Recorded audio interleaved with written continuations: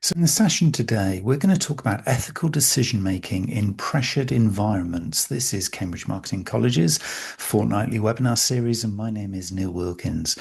Well, I think we can all recognize this right now. Pressured environments. Stuff is coming at us from every single angle, isn't it? I mean, in terms of speed, pace of change, requirement to kind of deliver value in everything that we do, we are feeling the pressure. So this is a very timely conversation to be having, I think, right here, right now. I mean, I'm sure as a marketer, business person, you can recognize, there's risks in everything that we do. That applies pressure. We're always needing to apply sound judgment in the decision making, the way we prioritize stuff. The pressure is on for sure. And we do need to also be making kind of defensible decisions when we're under pressure. That's when kind of like the real pressure kind of enables you to kind of, I guess, step up and step into your power. When things are going easy, it's kind of, yeah, it's fine. You can kind of cruise a little bit and you can feel comfortable. But when the pressure mounts in whatever direction, from whatever cause, that is when things need to really tighten up and become sharp. So that's where kind of really smart activity and a smart mindset really starts to win. And you'll see people who do this really elevating themselves in their career, in their decision making, and the success that they see around themselves. So I'd like you to reflect before we get into the detail of what you can do about working in a pressured environment. Just think of a time, particularly when something like the speed, your targets, or maybe some uncertainties made a marketing decision or a business decision harder. What was it that actually created the pressure? Where did that pressure kind of come from? And how did it actually manifest? How did you realize that pressure? Because when we stop and think about it, actually, an environment or a situation is just what it is. The pressure is actually perceived and felt from within us. Now, a lot of the time people will say, oh, I work in a stressful job. You don't actually. You work in a job. You might then perceive some of the things within that job to make you feel stressed. But the perception is yours. It's not the actual role or the actual work itself. And that's a good news. That's a piece of good news. That's a good upside because it means that if it's within you, it's within your control. So we're going to explore that in a little bit more depth as we go through this session. And it really does, as I said right at the start here, this really does matter. Marketing decisions particularly, but broader business decisions as well, are often made or needing to be made quickly. Many times it's going to be with incomplete information and a commercial pressure. And this is exactly when the pressure really hits and when you're going to start to feel it. And what we find then is that the kind of ethical risk in those times becomes harder to spot. So we're going to be like sort of shooting from the hip and just making a snapshot decision, maybe based on intuition or maybe based on past experience without all of the evidence to support it. And then that is when cutting corners, taking kind of risk that really maybe is inappropriate to the situation. That's when it happens. And it matters most, the whole kind of ethical stance and actually doing things properly when the pressure rises, because that is when things are most likely to change. So, by the end of what we're going to be talking about here today, I would hope that you will be able to kind of recognize those sorts of ethical problems that become harder when things start to feel pressurized. We're going to look and explore some practical frameworks for you to assess the point where you're starting to have to handle difficult decisions, maybe prioritizing certain things that weren't there before, or something comes in from left field and you've got to deal with it in that moment. That's kind of pressured. We're going to understand how targets and incentives and this concept of stress maybe can distort your judgment and your decision making. So that's obviously an important thing to remember, that we're going to be looking here at practical behaviors, not just actually what's going on in the outside world. And we're going to look as well at making decisions that are commercially sensible and ethically defensible. So something that will be very evidence-based to support you. Because if you're working in a pressured environment with this kind of snapshot decision making, or maybe having to work outside of your preferences, having the backup evidence that you did the best you could, that you actually, from the information that you had it to hand, you actually made the best possible use of that. That is what we're talking about here. So decisions that are kind of commercially viable and sensible. and also the reduction of risk of misleading, unfair, or harmful marketing practice, which can all crop up when you're feeling the pressure. When life is good and when you're kind of flowing along nicely and when everything is performing well around you, the people, the campaigns, the projects, kind of life's a bit too easy to be learning stuff.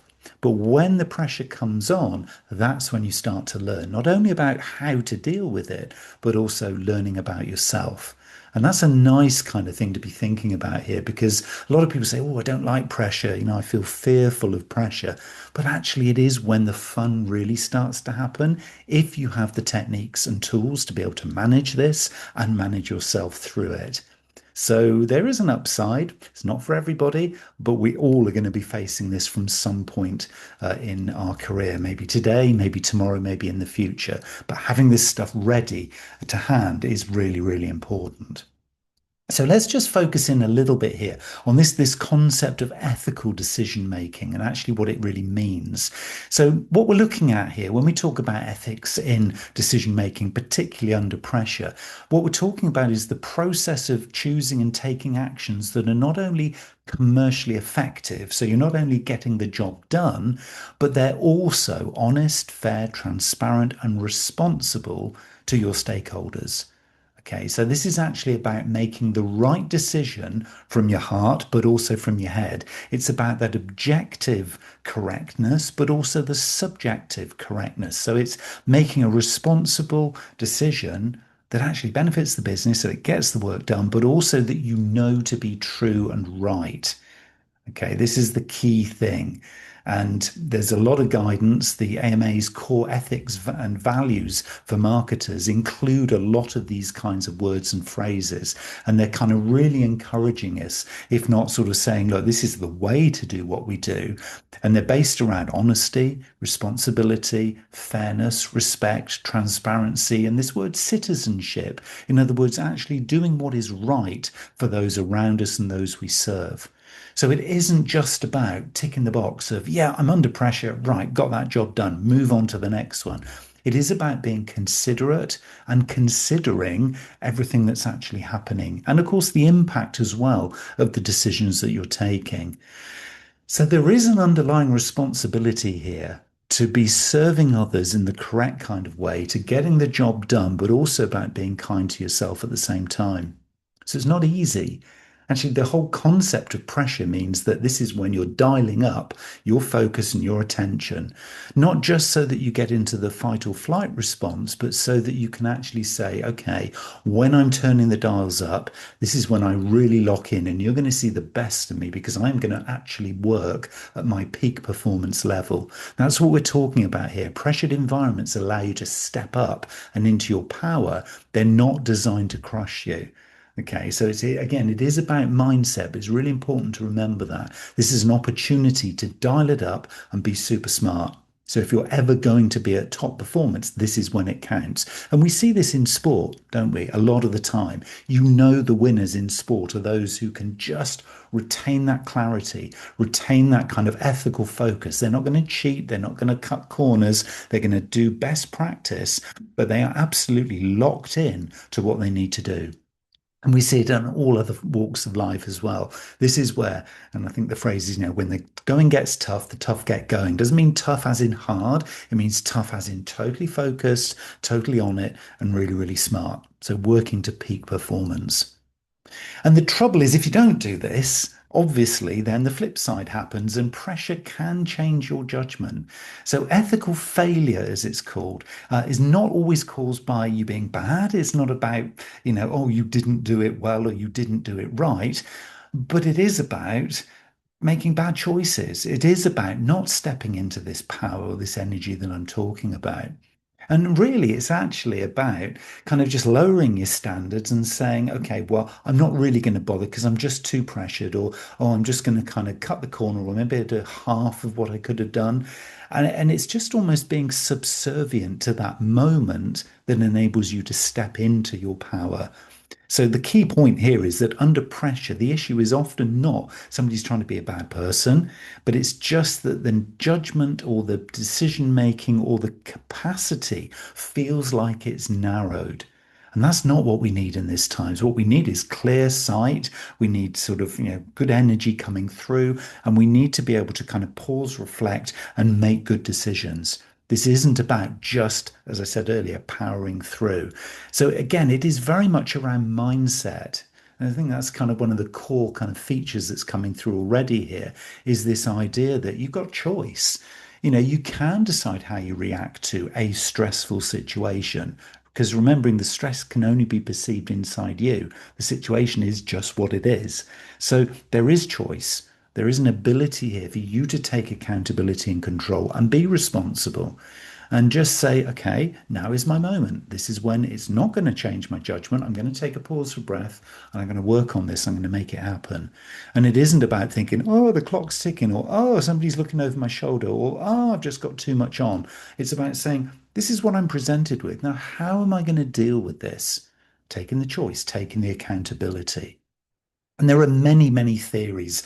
One of the theories that I particularly like is the concept called bounded ethicality. You've got to say that one slowly. But it basically describes situations where people make decisions that conflict with their own values because important ethical aspects are being overlooked or downplayed because they're under pressure. In other words, I know I shouldn't really be doing it this way, but I'm going to do it anyway because then it gets this off my desk. Or I'm working under so much pressure, I've just got to make this judgment or this call.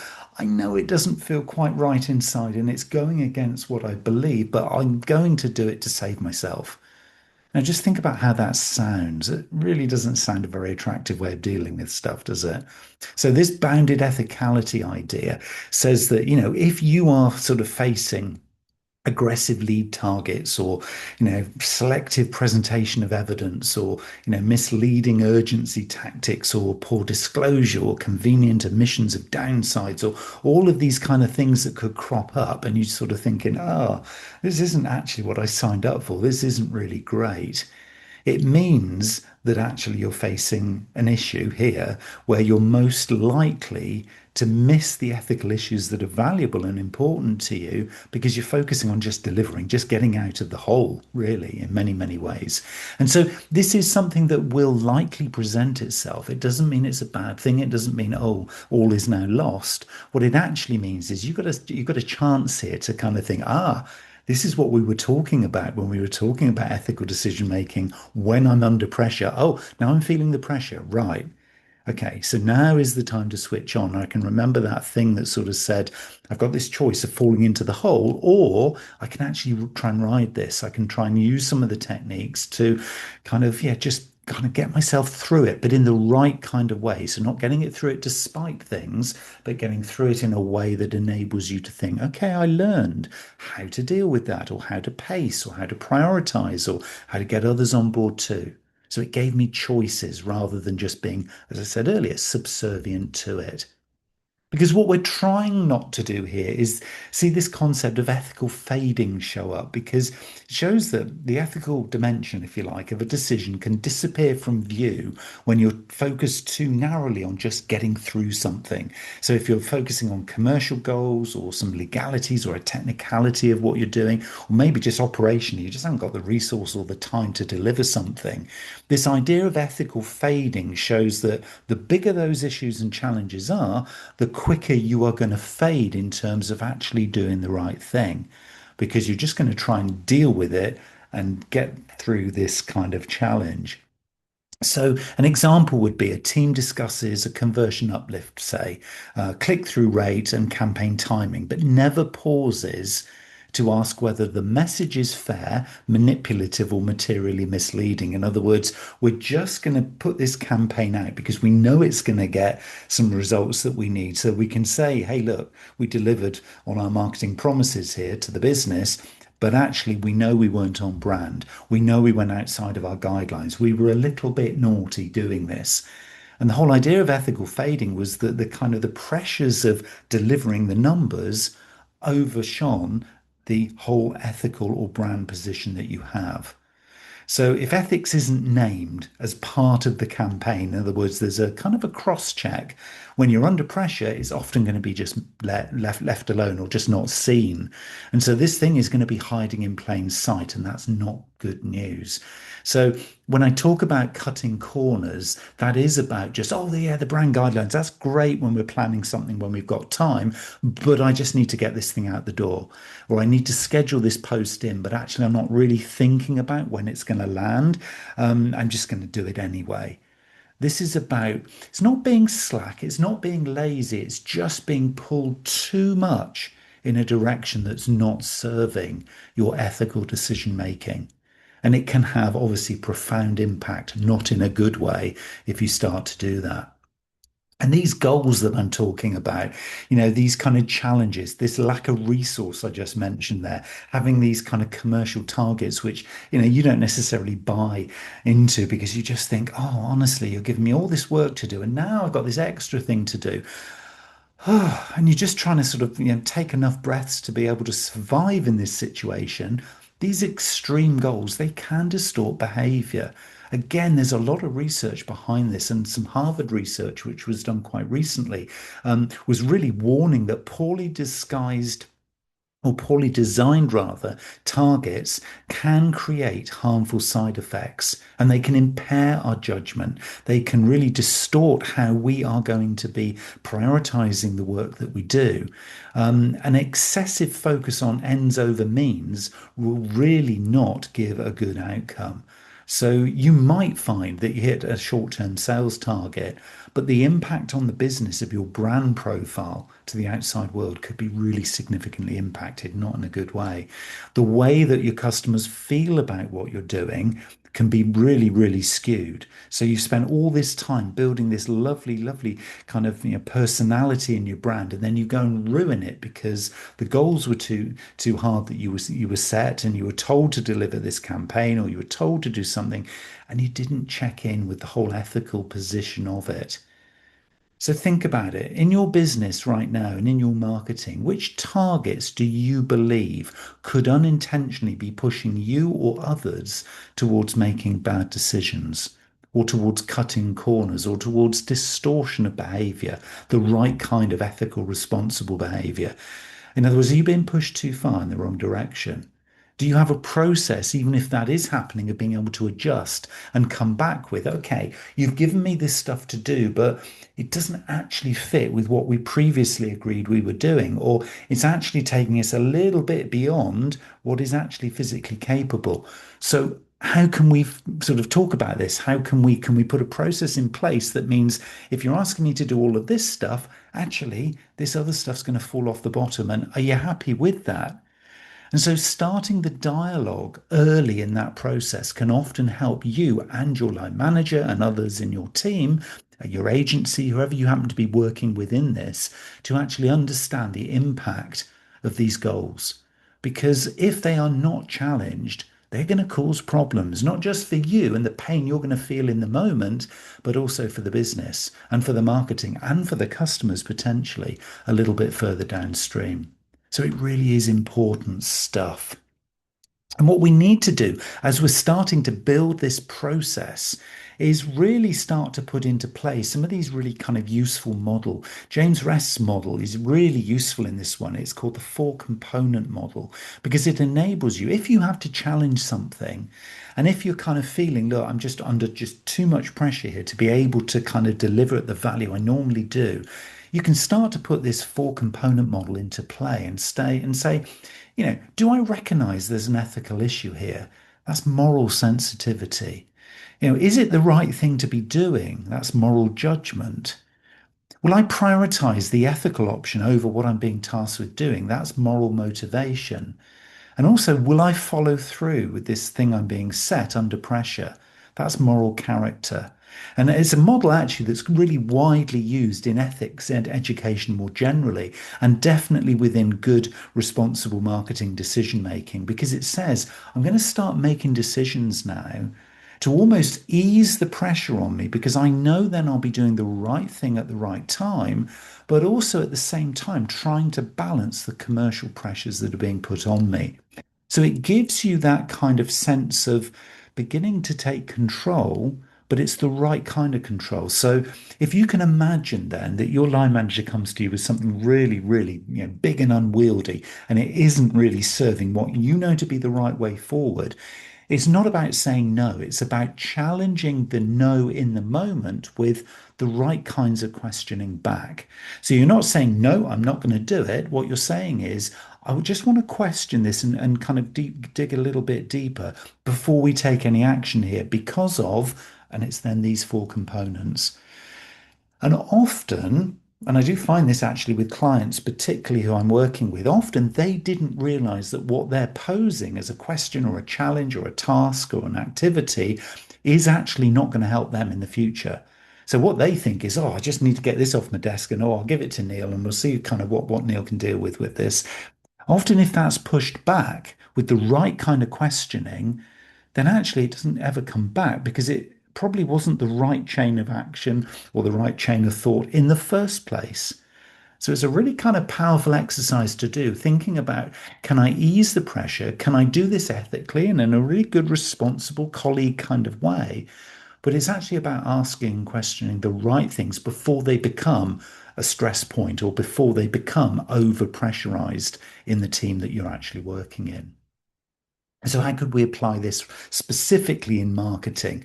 Well, you can ask four questions if you're applying this model within marketing. First one would be, have we recognized the ethical issue inside here? Second one might be, have we judged the options properly? So don't just present back a problem, but actually present back some options of ways forward in this. Nobody's going to say, oh, I didn't like what you did there. If you're actually giving them some choices and some options that are well thought through, evidence-based, and they're ethically correct and they're on brand, well, actually, that's you doing the best possible work you could do. So nobody's going to say, no, not interested in that. Just do what I told you to do. They're not going to do that. They're going to then self-correct. It might still be that you still get the project or you still get the work to do, but it will be considered ethically as the right thing. And also, the third question is, are we willing to choose the right option if it costs us something? Because at this point, it might be that actually to deliver this thing, it does require new resource. It does require an extra bit of budget or a little bit more time. Maybe those time expectations aren't correct. That's the right kind of decision making. It's not about just squeezing every single little asset you possibly can out of the business to return a decent ROI. This is about doing things that are sustainable and really strong in process.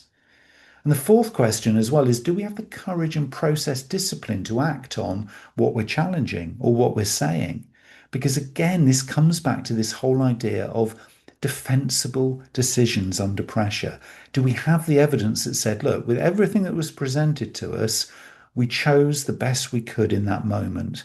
Because if you just do it, that's not a defensible position. If you don't challenge, that's also not a defensible position. Because if then your chief exec or your management team come and say, why did you do that? And you say, well, because I was told to. That's not defensible. That's not you acting or performing in a smart, top peak performance level. That's just kind of shunning the responsibility. But if you can go back and say, well, I challenged in this way, these were the kind of pieces of evidence that I went back with, but we chose to move forward despite those things because of this, this, and this. That would be defensible. It would be, okay, well, I can see the process that was considered there.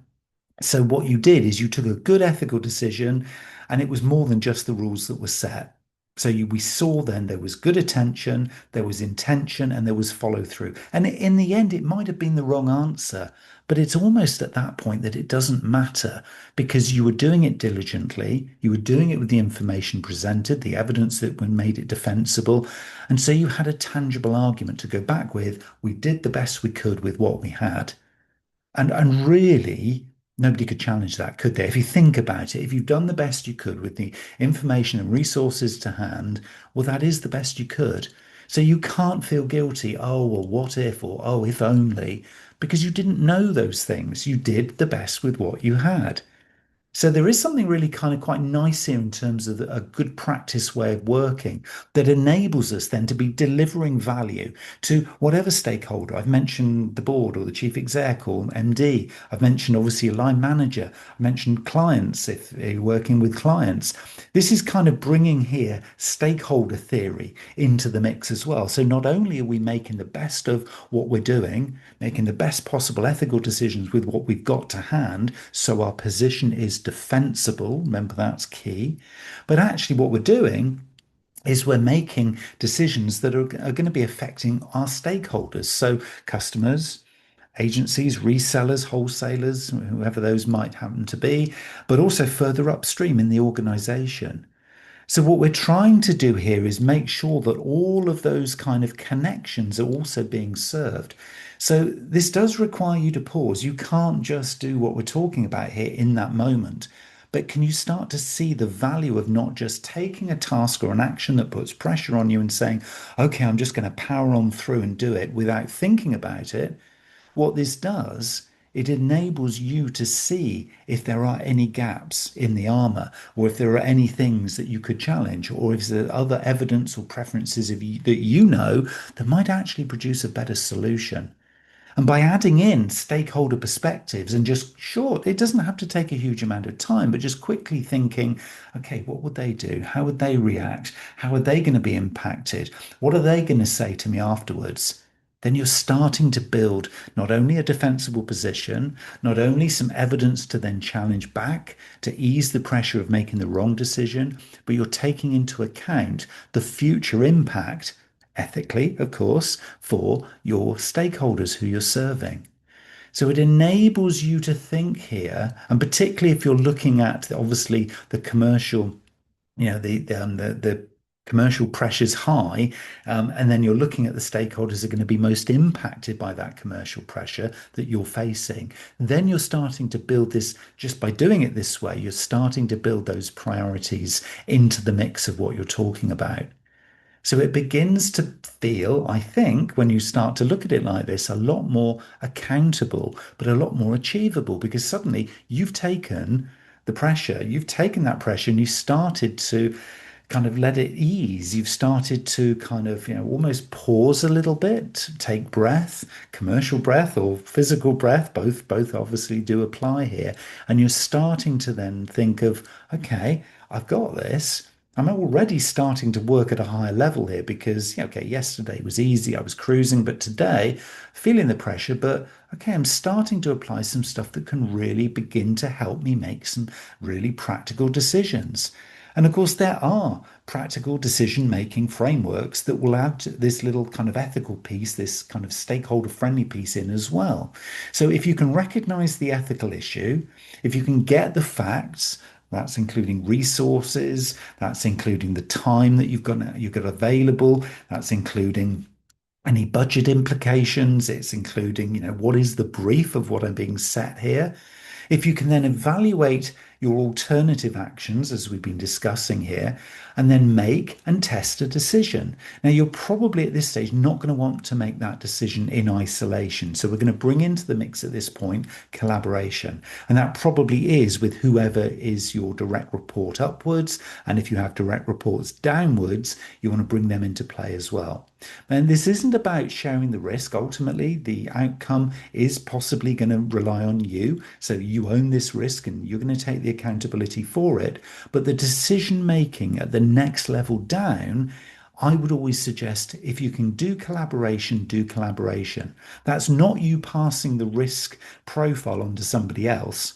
That is you actually saying, look, if we're going to get the best value from this, I just need to make sure that I'm seeing this very clearly. And I just want your perspective on it, please. Or I'd like you to kind of sign off this little bit so I can just make sure that I've got your buy-in. So when I sell this back upstream towards you, talking to the line manager here, I know that you understand the route that I'm taking.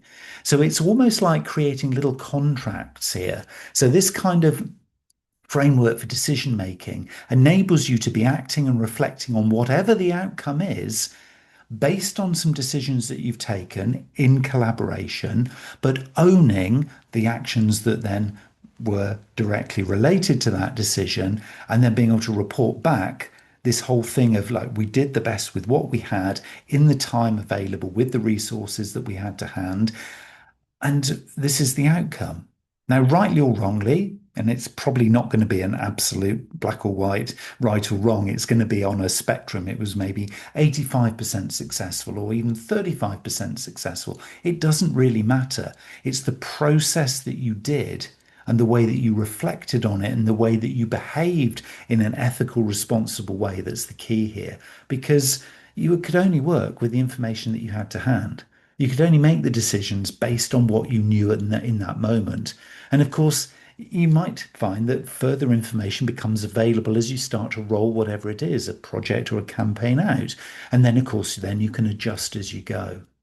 So it does give you a lot of opportunities here to really start to, I guess, sort of build some options available to you.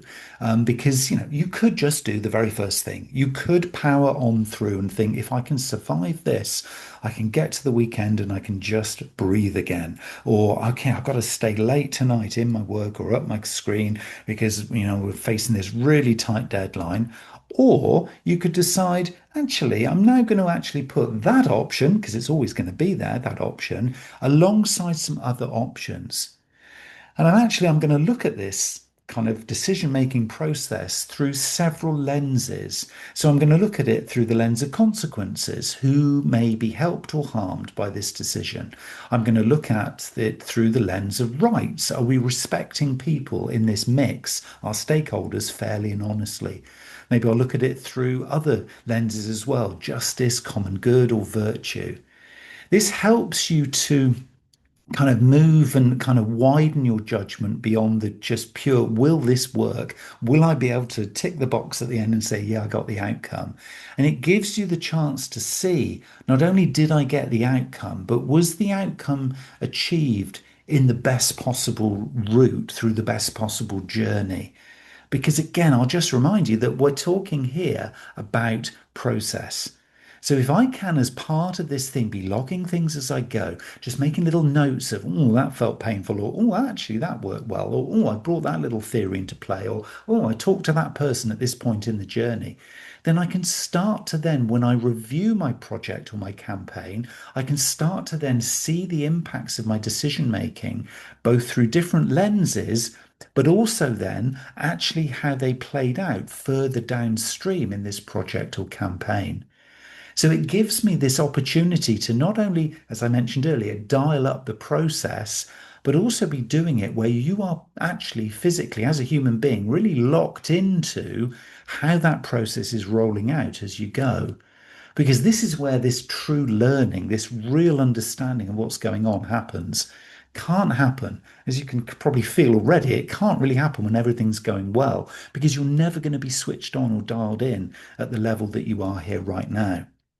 And of course, when you are dialed in like this, you're going to be opening up a whole bunch of other worms, technical worms, legal worms, regulatory worms, because particularly if you're in a regulated environment, so telecoms, medical, financial services, all those kinds of industries where the regulatory environment means it's not just about the yes or no decision making. You've got to be making sure that you are compliant, and ethics is broader than legality, but legality still matters. Obviously, it does. And regulations still matter in those kinds of, well, extremely potentially pressurized environments. What we need to be doing is making sure that the legal and regulatory reality also plays out in here. And of course, when you're starting to think about all this stuff, you're already probably by this point thinking, whoa, Neil, this is just too much to think about. But do remember, you've got a lot of assistance around you in the form of AI, because you could be putting in some regulatory guidelines, or maybe your brand guidelines, or maybe there's some legal or technical stuff that you need to include in the project to help you to make the decisions that you want. So it's not everything's held in your head here. Maybe you put this out into your Copilot or GPT or whichever your AI is and say, look, this is a project. This is the brief that I'm facing. I need to be serving these stakeholders, making really good decisions. I've dialed everything up as a human, but I need to make sure that I'm also compliant as I'm just choosing between these three or four options of my route forward. And I'm really feeling the pressure here right now because I've got to make this decision by midday because, here's the targets that I've got, and see what AI comes back with. It'll help you to make sure that you're just not missing a trick, because obviously within the blink of an eye, the click of the fingers, it can make sure that you've actually not missed anything. So ask it and challenge it to spot the gaps that you might have overlooked, or to maybe uncover things that you haven't yet thought of. It's a great way of using AI as a co-pilot, literally next to you as you go through, decision making in this kind of very pressured environment. And of course, other things will be coming in as well. And there's obviously the concepts of things like greenwashing, etc. And there's a lot of kind of guidance as well that you can bring in. So, I mean, if this was one of your stakeholders was maybe the customer or a particular customer segment, and you wanted to make sure that, in this campaign that you've got to deliver by midday or whatever it is, so the clock is ticking, you haven't got all your resources to hand. You've got to make sure you're compliant and you're working within the brand guidelines, etc., etc., etc. And then you think, oh, I'm just going to copy and paste what we did earlier, and just going to sort of shove it out there. What you might be finding is that, the pressure here is that you weren't maliciously intending to do something wrong, but if you're not following then things like the CMA's Green Claims Guidance as a good example, that also might be something you want to factor into this little AI briefing because you could miss if you put in some of the creative, some of the content that you're looking to publish here. If you don't do that, you could actually miss some of those little fine details that you really were feeling the pressure to kind of overlook. And it was like, oh, we'll be okay, or oh, I'm sure it'll be fine. Those are not feelings that you want to be feeling or things that you want to be going around in your head. Make sure that those kinds of things and the claims that you're going to be making all stack up within this. And of course, AI can do that double checking for you. You're going to be the one who's going to press the publish button. The buck is going to stop with you, whatever goes out there. But using AI within that part of the process can be really, really helpful. So I would certainly suggest that that is a really key thing that you want to do. And of course, if you are looking then, having published this article or this piece of content, let's say it's a campaign, so you did your CMA check, you've done things through your brand guidelines, you made sure that there was the legal and the regulatory checkoffs. So you're all it's all kind of squeaky clean, and you did it just within time. But what you want to do is make sure that actually before you just press that go button, is that you want to make sure that you are going to be able to follow up on whatever it is that you're putting out as the call to action. Because again, this can be a very, very slippery slope if you're not, because again, you're under pressure, remember, because time is of the essence. If you're not following through how what it is you're doing sits within this broader customer journey, what you don't want to be doing just because you were under pressure is actually putting something out without a clear call to action that can be supported, can be validated, or that, maybe it's, I don't know, following up through a sort of a support or human experience that goes through to, I don't know, customer service help desk or something like that. And because you were under pressure, you forgot to brief the guys in customer service. And so the whole thing is going to fall down like a pack of cards. So making sure that this doesn't, because you're under pressure, cut the corner of actually, the processes that you already have in place. And I know I'm kind of laboring this point a lot, but I do see this a huge number of times. And I've done this myself. And you might even be thinking, oh, yeah, I've done that as well, is that it is so tempting to do I'm just going to do this or I'm just going to do that, rather than saying, even if I am going to be a bit late, even if I am going to maybe not do this as creatively as I might have done before, I'm going to make sure that I've ticked off all the boxes. I'm going to make sure I have still followed the process because I know in my heart of hearts that if I don't, that's going to be the little gap that's going to come back and bite me. And that's the key thing here. That's really what we are talking about. And that's the really important part of this process. And the reason that all those things are so important, and this defensible decision test that I'm just going to share with you now, isn't about excuses. I started off this whole thing that said ethical decision making in a pressured environment is all about making defensible decisions under pressure. Those defensible decisions, and I'm going to reiterate this point, are not excuses. So if for any reason your campaign, your project, or the next piece of content that you put out because you were under pressure didn't go well, and in fact actually went very badly, there were complaints, the process fell apart. Actually, it was a greenwashing claim that you did, and now everybody's all over it. Okay, this defensible decision test that you're going to go through here is not to ultimately make excuses or to relinquish accountability. It is to be basically in here to test in advance if you've got enough that would justify why you did what you did. Not so that it's an excuse, but so that you and the business and the processes can learn how to do it better next time. That is what this is about. It isn't about, oh, well, now I'm protected and now I can make an excuse and escape. No, this is the opposite of that, actually. This is about being defensible and making sure that it's evidence based.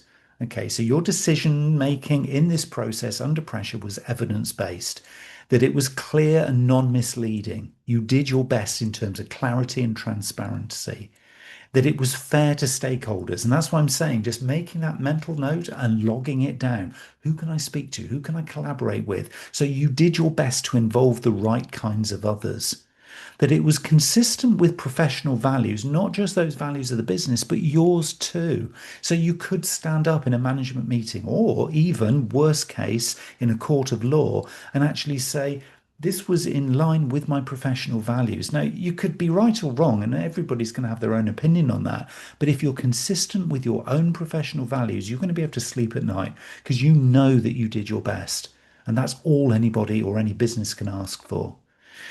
Also, it's defensible if it's legally and regulatory sound. So that's why I'm saying if you're under pressure, use AI to do the cross checking with all the guidelines and templates and rules and stuff that you've got already. You're not going to have time on a pressured environment to be doing that manually yourself. So get AI on the game and doing that for you. And make sure, when I was saying about this, noting stuff down in the process, making almost like a little mini journal as you're going, this is making sure that everything is documented and explainable so that it's not relying on your memory. Oh, well, I think I did that at that point and not sure what I did after that, but I think I spoke to him or I spoke to her or we did this or I pressed that button. Is document the journey, document what you did. It doesn't matter if it's right or wrong, if you've documented it, if it's explainable, if there are gaps, if there are weaknesses, there just are.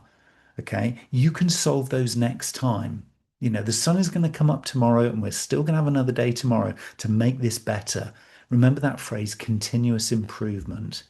And it's a really important thing because what you're trying to do here is to just get better and better and better. There is no business in the world, by the way. There is no marketer or business person who can absolutely hand on heart say that they've done this perfectly every time. That every time they're under pressure, they've never made a mistake or they've never shown a weakness. None of us. I put my hand up here very much. None of us can claim that. So everybody is making mistakes and errors and not achieving perfection. But the people who actually have a defensible decision process here, that they can say, I covered every base that I thought of. I missed that one. Okay, I recognize I missed that one. I've now got that in my process so it doesn't happen again. That's all any business or line manager can ask for. And this is what makes good teams and good marketers and good businesses work differently. They make this kind of ethics discussable. You know, they make this open for everybody to use. They challenge bad incentives. You know, they will kind of not reward the stuff that just unnecessarily mounts undue pressure onto people or onto processes. They will actually, reward, those who actually are considerate and actually do the right thing. What they do is they slow down high risk decisions. So they would not put the highest risk decisions into a pressured environment like this. Some of these examples that I've given you, they wouldn't do that. They would say, right, this is something we need to spend a little bit more time thinking about, or we need to actually get a bit more resource because we haven't got any extra time. But let's get a quick little meeting together. Let's call in that person there, this person here, and let's make a high risk decision together. So that's what they'll do. And they'll document the rationale. So they'll be doing what I was just talking about, that kind of pressured environment journaling so that they can learn from it. But also they've got then a little crumb trail about what happened. A great team will also encourage escalation. They will know that because this environment is pressured, this moment in time is, out of sync with how we normally do business. So they will encourage escalation. They will not leave any one individual or one team to just go it alone. feeling exposed, feeling under pressure outside of the normal business as usual. So they'll encourage escalation. Come back to me if this happens. Here are the pressure points. If we go beyond this, I need to know, is the kind of thing that your line management should be saying.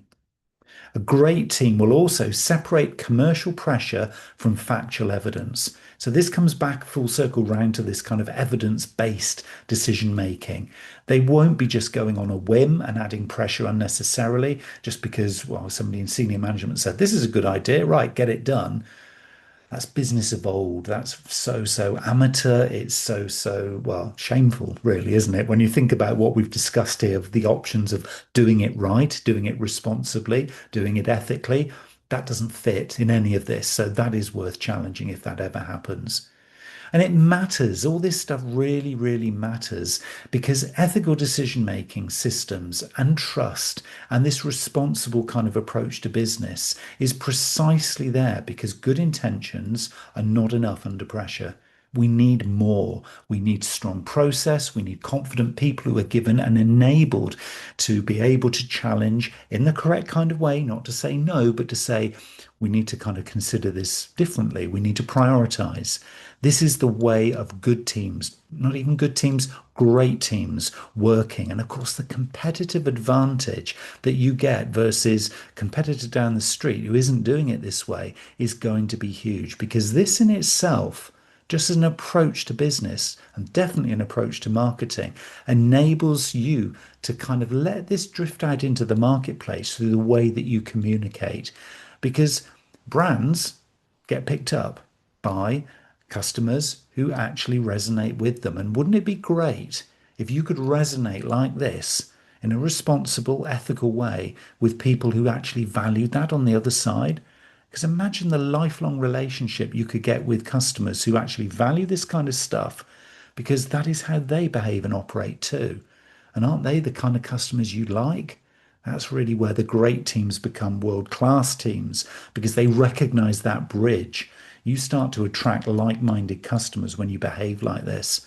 So ethical decision-making in a pressured environment is when the going gets tough, we step up, but we also then start to attract colleagues, new recruits, customers, other stakeholders who enjoy working in this kind of way. So the key takeaways really from all of this is that marketing ethics in pressured environments is not about perfection. We've never at any point in this conversation been talking about perfection. We've been talking about best practice. We've been talking about some rules and some processes, some little checklists, but very much a mindset. And no mindset is about perfection. You cannot achieve perfection. You're human. So we're going to be constantly revising, reiterating, and updating our processes in this regard.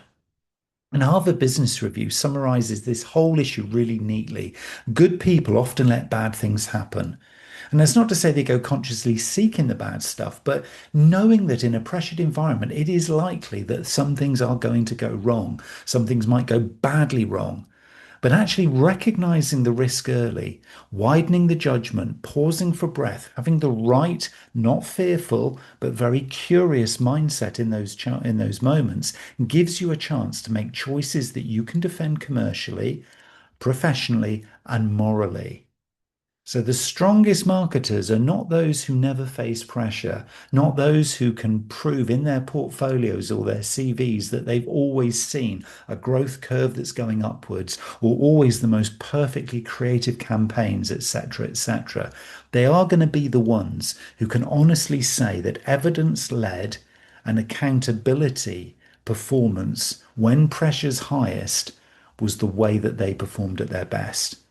Because for any business, and particularly in these chaotic times where, who knows what's going to really be happening a month, a year hence, those are going to be the kinds of marketers. Those are the kind of business professionals who every organization will want and will need, because those will be the ones that are going to protect that business in an ethical, decision-making way and a responsible and accountable way into the future. And I certainly know if I was recruiting, and I'm sure if you're listening or watching this, you'd be thinking the same. I wouldn't mind surrounding myself with people who actually act and behave like this. So where does that all start? Actually starts with me. That's where all of this begins. Ethical decision making in a pressured environment starts with both you and I.